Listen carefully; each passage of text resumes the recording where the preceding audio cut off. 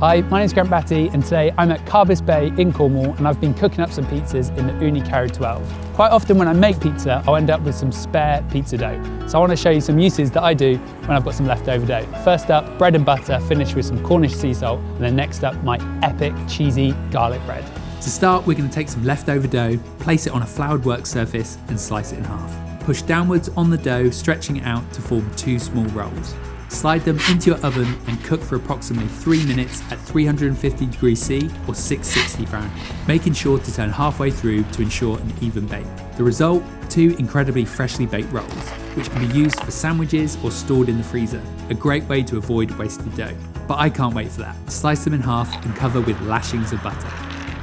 For me, there's very few things in life that are as satisfying as freshly baked bread straight from the oven, finished with a bit of butter and a few sprinkles of sea salt. It's simplicity at its best. I could eat this all day, but I'm going to take it one step further and show you how I make my epic cheesy garlic bread.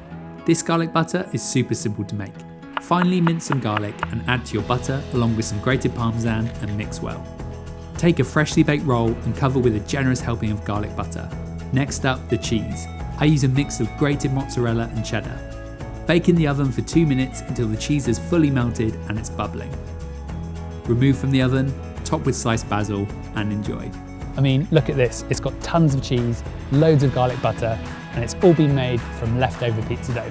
If you want more ideas like this one and recipes, head on over to ooni.com.